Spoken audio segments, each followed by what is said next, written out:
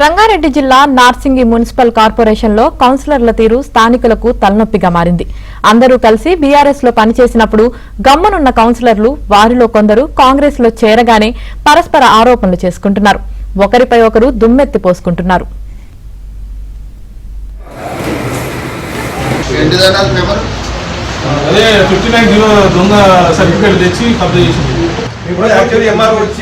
దానికి నల్ల బిల్లు ఉండాలి, కరెంట్ బిల్లు ఉండాలి.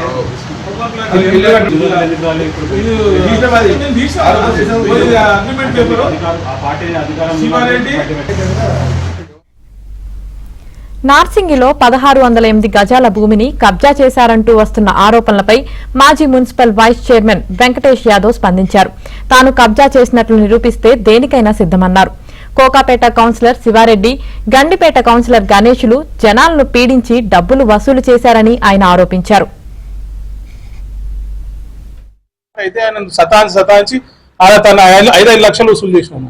ప్రతి 60 గజాల అందరూ 5 లక్షలు వసూలు చేసుకుంటా నువ్వు మా పార్టీలో ఉండి అందరికి ఫోన్లు చేసి అందరి పేరు చెప్తుంటే కమిషనర్కి ఇవ్వాలి, చైర్మన్కి ఇవ్వాలి, వైస్ చైర్మన్కి ఇవ్వాలి, కౌన్సిలర్కి ఇవ్వాలి, రిపోర్టర్కి ఇవ్వాలి, మీది అని అందరు బ్లాక్ మెయిల్ చేసి పైసలు వసూలు చేసినావు. నువ్వు పైసలకు అమ్ముడు పోయినావు. నువ్వు ఇవాళ నా మీద ఆరోపణలు చేస్తున్నావు.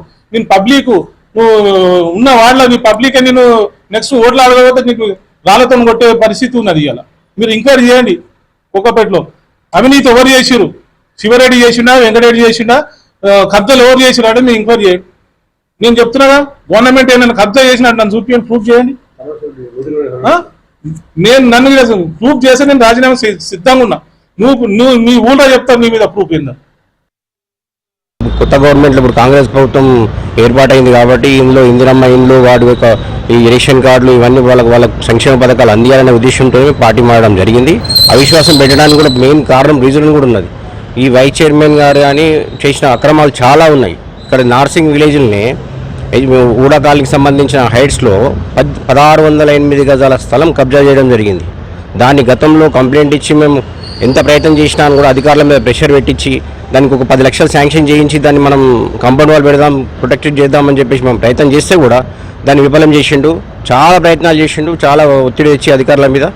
దాంతోపాటు ఇంకొకటి మన మార్చి 1న కూడా కథనం వచ్చింది. మొన్న మార్చి వస్తున్నారు కూడా ఏమనంటే రెడ్డి, బలిజ, దర్జీకి సంబంధించిన బొందలను కబ్జా చేసి 1500 గజాలు కబ్జా చేసి ఇక్కడ కనిపిస్తే కబ్జా అనే శీర్షికతో పాటు కూడా ఆంధ్రప్రదేశ్ పేపర్లో రావడం జరిగింది.